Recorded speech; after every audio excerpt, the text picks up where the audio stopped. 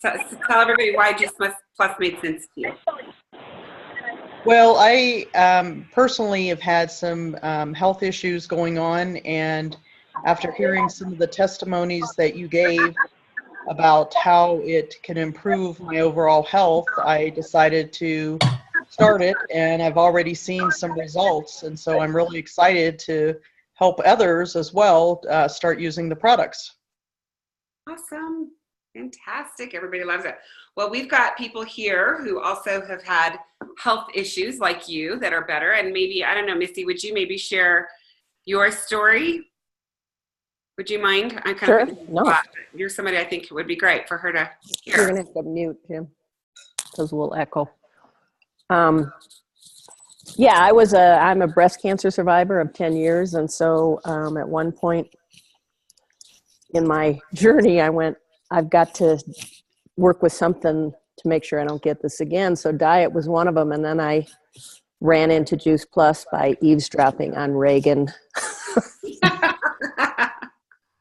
And I didn't know her. We were at a restaurant, and I finally had to get up and interrupt her and say, I need this. I need to know something about this. And so once I started Juice Plus, my energy went skyrocketing.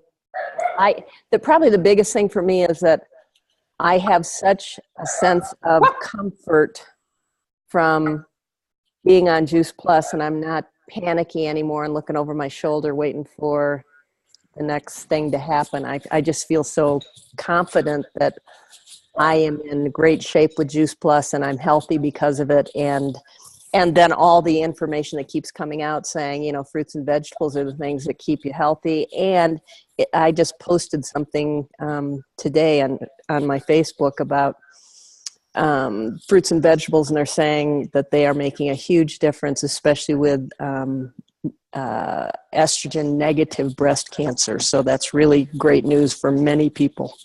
So anyway, that's my story, because I love this stuff, and I'm so glad that Reagan was loud enough for me to eavesdrop on.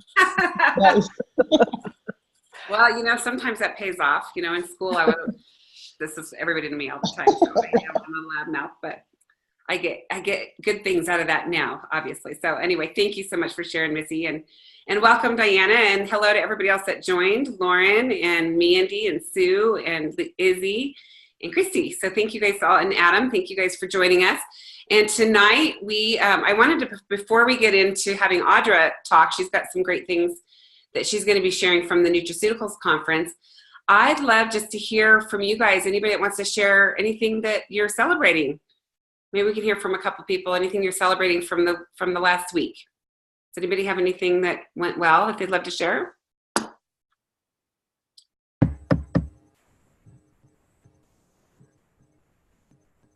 Okay, I'll share. Okay. So awesome. I just got through talking with a naturopath / physical therapist today, and she's a good friend of mine, and she had been on Juice Plus a while back, and she has a family of like 6 children.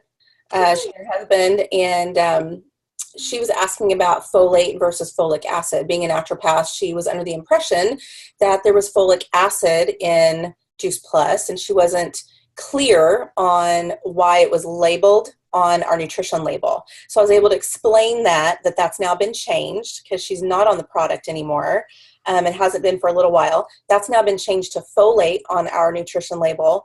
And I was able to tell her what it meant in the beginning and currently, which is the same, that we get our folate, not folic acid, from our fruits and vegetables in our products.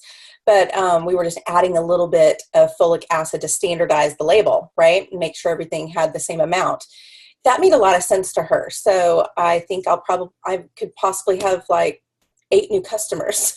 Oh, fantastic. Maybe a new business partner. So I'm excited about that, to get her back on board.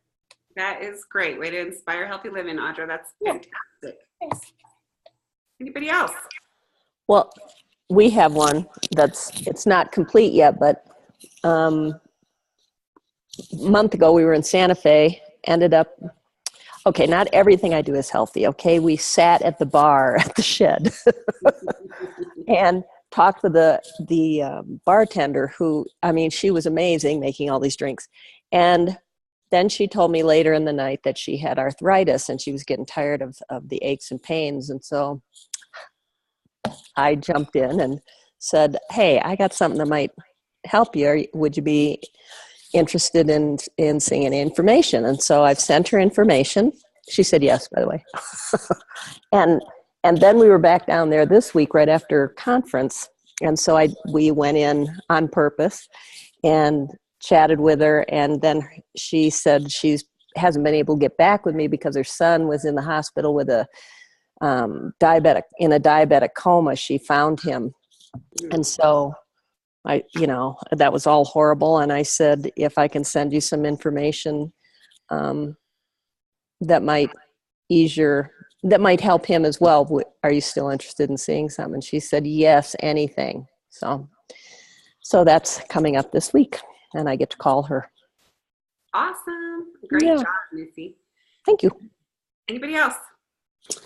We have a team member that's about to hit her HLP, and she just had someone join her today. So she's not on the call, but it's moving forward. So that's exciting. Jenna? Who is that? And I want to say happy birthday to Mandy. Yes, happy birthday. It's a big birthday, so I just wanted to say happy birthday. What are you doing on the call? You're supposed to be out for dinner or doing something fun. I know. Yeah, you. Here, I'll unmute you. There you go. Oh, I'm at swim team practice with my son. Oh, that's right. Okay, well, happy birthday anyway, and maybe this weekend you'll get spoiled, right? Yeah, thank you. Awesome, you're welcome. Okay, well, we are going to go ahead and get started. Audra Thompson is a physical therapist. She is absolutely fantastic and has such a heart for helping people, and she got to go to the Nutraceuticals conference, which runs right in conjunction with Juice Plus. We used to sponsor it years ago, and then I don't know what happened, but we haven't had it for many years, and now it's going to be an annual conference that anybody that has anybody that's medical or sports oriented, any of that, can go and get continuing education credits, and that will always be in the fall, the Thursday of our Juice Plus conference. So there are some great topics, and I'm just going to turn it right over to Audra, and you can share what you learned. Awesome. Thanks so much for asking me to speak, Reagan. I really appreciate it. It was really fun to go to the Nutraceuticals and Medicine Conference prior to Juice Plus Conference. And, they had some really great speakers. It was a packed house, and people really engaged with the speakers. The first three were my favorite, so that's what I'm going to speak to. I'm going to be going pretty fast, so the call's recorded, so definitely if you have any questions, feel free to ask me a little bit later. Write your question down, and maybe we'll have some time at the end that I can try to field it, but if not, go back and listen to the recording, and it'll be great. So I'm just going to be going through my notes. So it's going to be really informal. The first speaker was speaking about soy and health, the proposed benefits and issues of concern. So this was an awesome talk. I really enjoyed learning more about soy and isoflavones and all those different things. Of course, I'm a physical therapist, so I am a geek when it comes to science and all the details. So if I get caught up in a few details, just bear with me and laugh with me. So soy and health. So this was Dr. Mark Messina, he's PhD. And I was interested, first of all, that he talked about the disconnect between healthcare professionals and the public when it comes to healthfulness of specific foods. So, health professionals, when it came to granola bars and coconut oil and frozen yogurt, didn't think that was really healthy. But the public really thought those things were healthy, like 70% and higher. Whereas quinoa, hummus, and tofu, professionals thought that was healthy, like close to 90%, and the public was like less than 60%, like in the 50s. So there's a huge dichotomy between what healthcare professionals think and what the public actually thinks about healthful foods, right? So we have our path laid out before us as far as educating the public in what health is and what healthy food is, especially with our Shred 10. So I'm going to encourage you off the bat to get into those shreds, do one yourself, and then invite some friends along to do the shred. So first of all, some soy misinformation. Male feminization, hypothyroidism, impaired cognition, impaired mental status, increases in breast cancer, hormonal imbalance, worsening breast cancer prognosis, male infertility, female infertility, impaired muscle protein synthesis, anti-nutrients, and toxins. Why would we ever eat soy if we are under the conception that, or perception that this is bad for us, right? So lots more education needs to be done. So the benefits actually, and the proven and proposed health benefits of soy foods is actually that it lowers cholesterol, lowers your blood pressure, promotes liver health, promotes kidney health. Isoflavones, which is a huge component of soy, improves arterial health, your arteries, prevents breast cancer, prevents prostate cancer, improves bone health, alleviates hot flashes, reduces wrinkles, and it's an antidepressant, a natural antidepressant. So yeah, super duper cool. Something that I thought was interesting is that when it comes to health claims, in the US, back in 1999, we were trying to make a health claim that 25 grams of soy protein per day may reduce risk of heart disease. And then some studies went on, and we weren't able to really make that claim. We didn't have enough evidence to support that claim. They didn't do some of the studies accurately or well enough to support that claim. However, after redoing some of those things from 2006 to 2010, we're starting to come back around on being able to warrant a health claim based on the research. So I'm really excited that that's going to happen. As far as, let's see, it says that a decision is expected this month, which is October, to reevaluate the evidence in supporting that health claim. So be looking for the new health claim coming about soy being healthy, right? And helping to reduce those things that I spoke of earlier.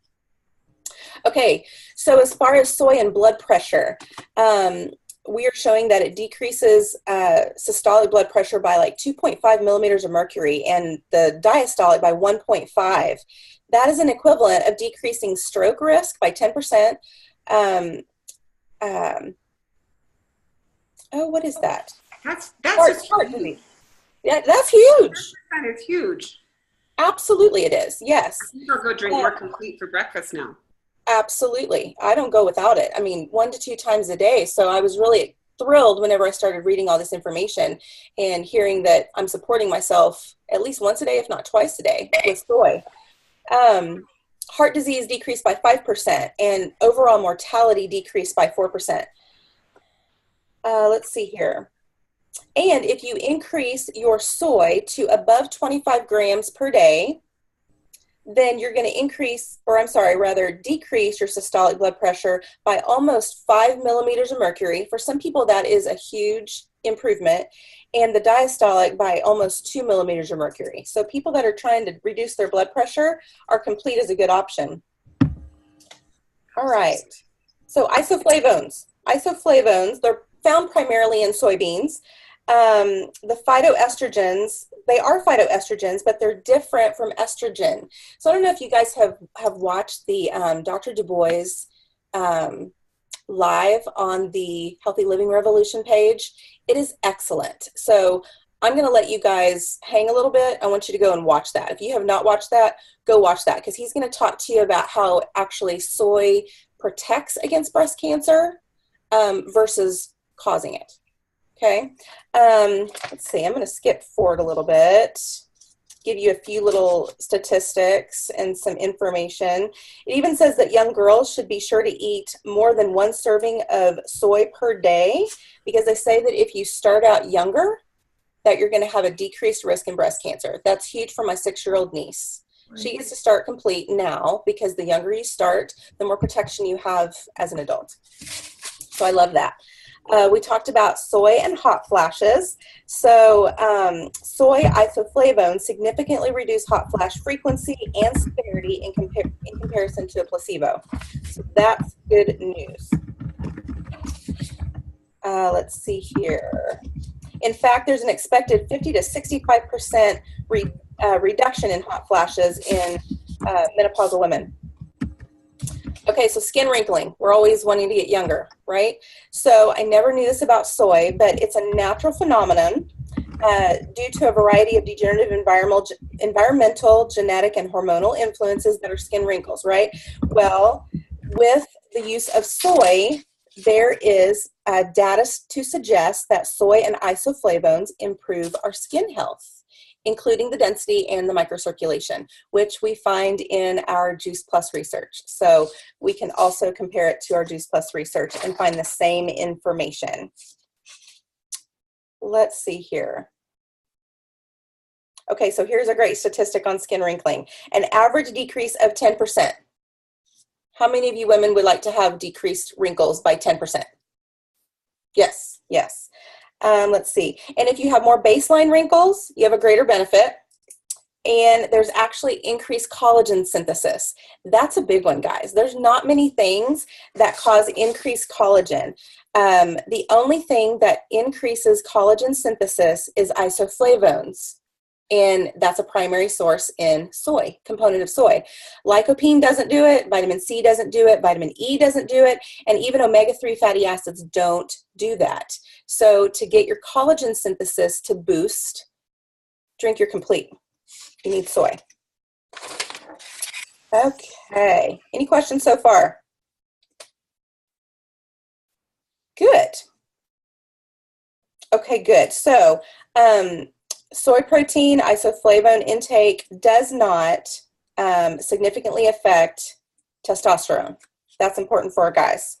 It also does not exert feminizing effects on men at intake levels equal to and even considerably higher than typical for Asian males. So yeah, you're not going to start getting more feminine features by drinking our complete, by increasing your soy. They talked about soy and thyroid function. The main thing with soy and thyroid function that I would say is that so it's not going to bother anybody who already has a normal functioning thyroid, okay? If you have hypothyroidism, it's important for you to take your medication separate of your complete, because it could affect the absorption of your medication. So what I would say to all of our customers is if you have, if you're taking thyroid medication, make sure you go ahead and take that in the morning on an empty stomach like it's prescribed, and then wait about 4 hours. Have your shake for lunch and maybe an mid-afternoon snack, or have them choose something differently other than breakfast when they're doing their shred. And then there shouldn't be any problem. Let's see. One tip when you get up in the middle of the night to go pee.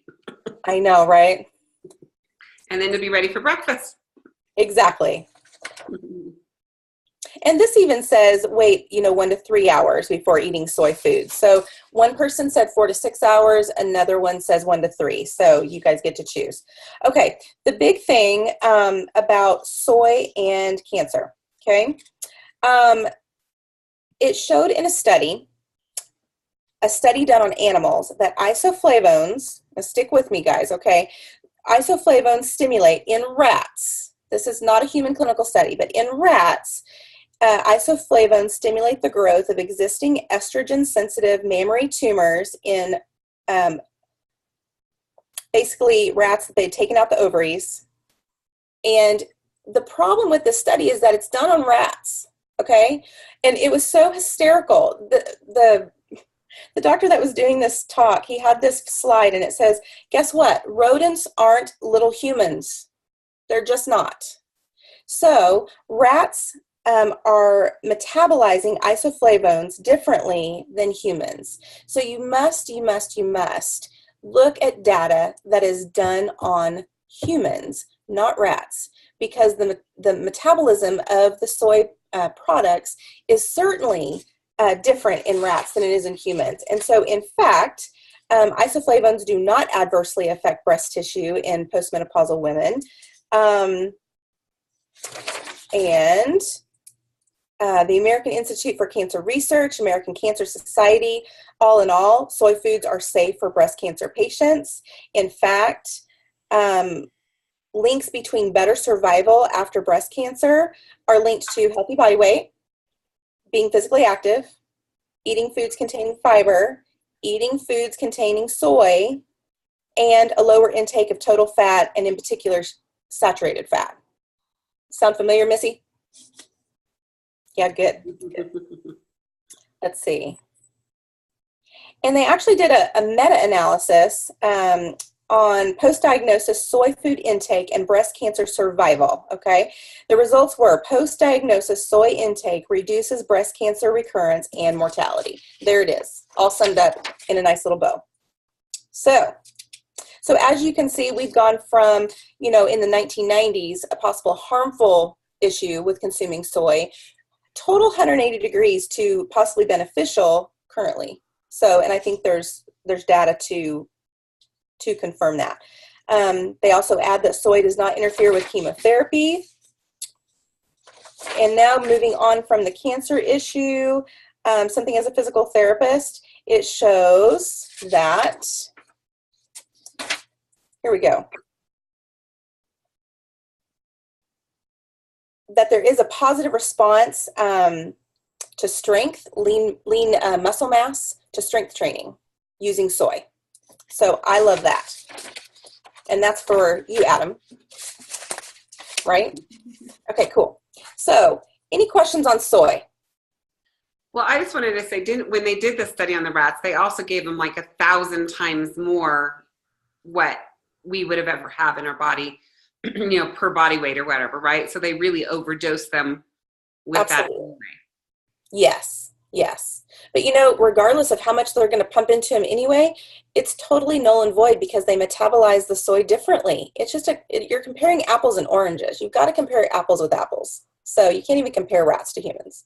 So that was an exciting statistic. So anybody else? Yeah, Audra, we happened to be having dinner and the NBC News was on, and they mentioned something about soy. Now, I know, and we all know who are on this Zoom, that there's all kinds of different kinds of soy, such as soy isolate, which we know is not the kind of soy that we use in our product, and it is often GMO. We know that. But they were saying that originally the FDA had said that soy was great for heart disease and such, and now they've withdrawn that statement. I don't know if you saw that on the NBC News today. I did not. 7:00 this evening. But here again, they weren't specific, and I hate when the news does that kind of crap because you don't know what they're talking about. Are they talking about GMO? Are they talking about isolate? What are they talking about? So I just want you to be all aware that that's out there, and we probably will need to address that because I don't think ours is the mainstream soy, that people normally get from like soy milk or soy, whatever the crap that they put in oftentimes as a filler for food. Mm-hmm. Well, and I would agree with you, Patty. I think that it's really important to consider the source, and when we consider the source of our soy protein, that it is minimally processed, it is water washed, it's the most expensive way to minimally process our soy, and we think that's worth it, right? To put into our product because we hold so many lives at stake, right? So we take responsibility for that. So I think when they make statements, we definitely have to get our education elsewhere as well. And we have to get our listening ears on to see if they're talking about a minimally processed soy or if they're talking about a genetically modified soy that's contaminated, not bioidentical, et cetera, et cetera. So yeah, you definitely have to consider that source for sure. But that's a good point. Audra, it's Sue. I just wanted to ask, along with the understanding in our complete, I think Reagan mentioned one time that the percentage of soy that we actually have in our complete is relatively low. I think It's Reagan, one of 5 sources of protein. right. So it's what, 2 or 3% maybe in the whole bag, or? I don't remember the percentages, and it doesn't really matter because it's mixed to be a complete protein. Right. And, we've got quinoa and pea protein and all the, all the other ones that are in there. So it's a blend, and even if it was all soy, it's like taking edamame beans and grinding it through a screen. It's water washed, identity preserved soy. So it's not processed like soy milk or tempeh or tofu and all of the other things that are kind of obliterated, not really like the plant. Ours is the plant that just went through a screen that's in your shake. Right. And I guess my point would be, because somebody said, well, there's got to be a lot more soy in there because it's the first ingredient on your list. Well, that's done by weight. That's Yeah. done by weight. So Okay. that's not necessarily true. Okay, good. Well, that's what I had that question and was able to talk around it. Thank you, Audra, with all the points that you made. So they ordered anyway, which is all good. No, that's helpful. I think that's a great point. So thank you for that question. Okay, so we're going to move on to heart disease. So Dr. Caldwell Esselstyn, who knows that name? Oh my gosh, he's amazing. He's hysterical. He was so awesome on stage. He had us just eating out of the palm of his hand. We were just like, what? Please don't stop talking. He was just hysterical. But some key points from Dr. Esselstyn. He was talking about how he at Cleveland Clinic really promotes a plant-based diet to all of their heart disease patients. Okay, so and how they're just really improving. And so some of the things that he's talking about is that 3 weeks of eating fruits and vegetables can strengthen the endothelial cap. So for those of you who don't know anatomy, or even those that do, endothelium is the inside lining of your blood vessels. Okay, so if you've got this, according to Dr. Sears, I love Dr. Sears, layman's terms, right? So you have this endothelial cap, and if it's healthy, then whenever the blood rushes over your endothelium, it opens up all these natural caps on your natural ability to give yourself medication. Okay, one of those medications is nitric oxide, and nitric oxide is a really important self-regulated medication within our own bodies that when we are healthy, we get exactly the right amounts. And we hear Reagan saying that all the time. You get exactly the right amounts of your innate biological pharmacy within yourself when you are eating plant-based, when you're healthy, when you're a good weight, when you're loading yourself and flooding yourself with fruits and veg, etc. So I loved that people who had not been eating well, had a cardiac event, then they were in his class, just 3 weeks of eating fruits and vegetables and making that lifestyle change, that can strengthen the endothelial cap. Now, why additionally is that important? Because nitric oxide, the functions of nitric oxide is to prevent stickiness within your blood. It promotes vasodilation of your arteries. It avoids arterial thickening, okay? And it prevents blockages. That's the big one, right? Prevents blockages. So if you trash your endothelial cells, then you can't make enough nitric oxide to prevent that blockage. But it's never too late at all. If you just start eating lots more fruits and vegetables, it just takes 3 weeks to start strengthening the inside of your arteries. That's awesome. It doesn't take a month. It doesn't take 6 months. 3 weeks. So everyone write that down. Use that statistic with people because I think that's important. Okay, so he thought that, and I thought this was really interesting. So the endothelial cells, things that cause damage to your endothelial cells: oil, all types of oil, even olive oil, which is interesting to me, fish, fowl, meat, eggs, dairy, sugar, and caffeinated coffee. So that rocked my world a little bit because some of those things on that list I consider, part of my healthy diet. And he says that they destroy the endothelial cap. So just keep that in your mind. Let's see. Also, when you eat these following things, the bacteria in your gut takes a hit. Okay? Eggs, milk, cream, dairy, liver, red meat, poultry, pork, duck, lamb, venison, shellfish, and just regular fish. So these are just foods for thought. If you have questions about them later, we can chat. Let's see.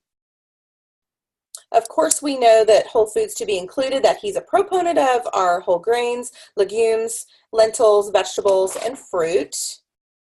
The top 3 greens that he likes to recommend is kale, beets, and Swiss chard. In fact, I thought this was really cool.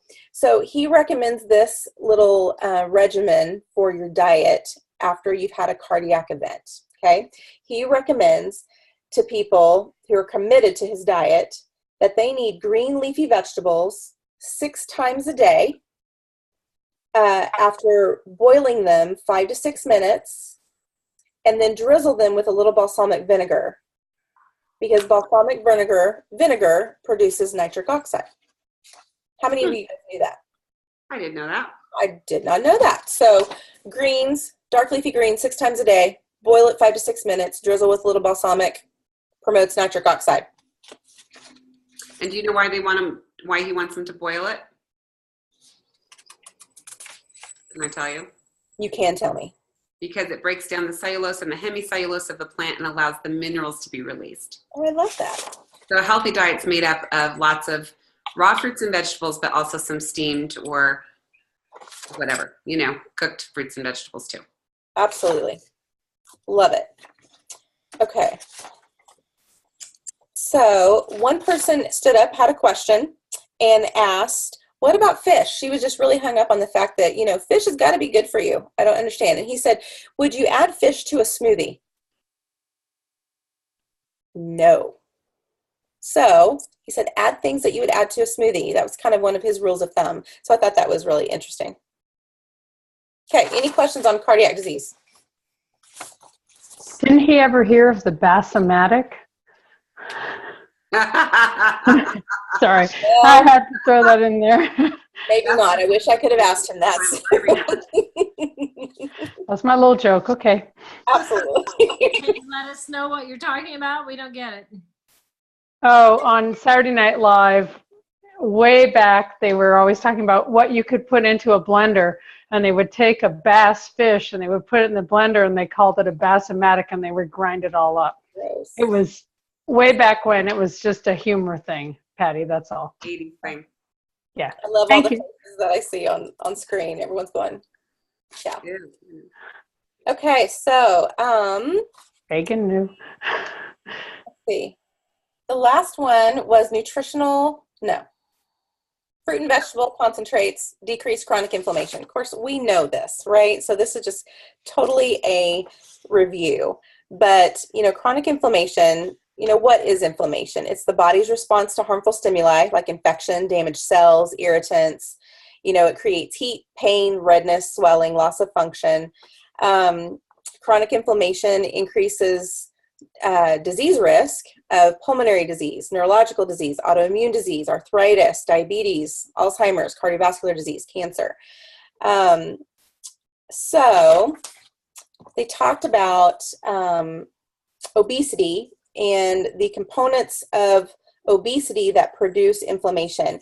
And she started out by talking about percentages. So 36% of Americans are obese, 28% of Australians are obese. We're even we're starting to see a global epidemic, and so they're calling it globesity. And I had never heard that term. Who's heard that term? Reagan's heard that term. No, yeah, I hadn't either. So Reagan's heard all the terms. I'm impressed with her. So, but I really liked the anatomy behind the adipose tissue. So everyone has adipose tissue, right? We all have a healthy layer of fat to insulate us, to, tap into if we need some additional energy, etc. So when you're thinking about the cells of adipose tissue, they're called adipocytes. So what happens when they get too many or too large, they get bigger, right? So your adipocytes, they enlarge, your triglycerides enlarge, they become stressed, becoming pro-inflammatory into the bloodstream. So then the macrophages, you've got macrophages that are laced between these adipocytes, all right? That's normal. But when the adipocytes get bigger, they stimulate the macrophages, which is a component of inflammation, right? And they become pro-inflammatory. So it's okay to have some fat, right? We all need it. But it's when we get too much fat in our system and those cells increase in size and they become inflammatory. So it's really important to kind of get that mental picture, I think, of what's happening when I'm eating too much, when I'm making the wrong choices, right? And specifically with atherosclerosis, pardon me, what happens when this chronic state of inflammation is present is there's actually adhesion molecules that are produced. So that's when you start having risk for blockages, blood clots, etc. So I thought that was interesting to know the anatomy behind it. Let's see. So weight loss, of course, reduces inflammatory load, and of course, increasing fruits and vegetables. So fruits and veggies decrease inflammation. However, 95% of the global population don't meet the fruit and vegetable recommendations, which contributes to that globesity epidemic. Let's see. The phytochemicals found in fruits and veg are the key. They did a little comparison of servings of fruits and vegetables and resulting the number of fruits and vegetables as they relate to decreased risk from different causes of death and then general causes of death. So I thought this was interesting. So as we know, 7+ portions of fruits and veg are recommended, right? 7 to 13. But let's compare it to 1 to 3 servings, okay? If you have 1 to 3 servings of fruits and vegetables, that can decrease your risk of death from heart disease by 9%. But if you just increase that to 7+, that decreases your risk of death by heart disease to 31%, from 9 to 31. That's big. Okay, so cancer, 1 to 3 servings of fruits and veg, you'll have a decreased risk of death by cancer by 11%. By increasing that to 7+, you're going to reduce your risk of death by cancer to 25%. And then just in general, all causes of death, if you're consuming 1 to 3 servings of fruits and veg, it's going to decrease your risk of death by general causes by 14%. If you increase that to 7+ servings of fruits and veg, it's almost by 50%. It's 42%. So we are all, just by taking our Juice Plus products every day, are almost reducing our risk of death by any cause by half. That's great. That's pretty insane. I think that's amazing. So, yeah. Audra, thank you so much for sharing. Absolutely. That was a lot of information. And I don't know if you would mind maybe just taking some of those key percentages, and would you maybe put those up, just on a little post in our Facebook group? You bet. Just on a couple of those, because I think that was so amazing. Just ones that you feel it would be really helpful for us to share with other people. Yeah, I will definitely do that. Sure. No, thank you so much. You're welcome. I think we're out of time. We've gone over just a little bit. I know nobody really minds. That was my last slide. So thank you guys. I know you're awesome. I could tell you were finishing. So thank you so much. And you guys, everybody give Audra a warm thank you. Great job, Audra. Thank you. Okay, watch this week. We've got a Zoom coming up this week with the millennials again. I put that out on Vaxxer. So you might want to tune into that and get some people to join.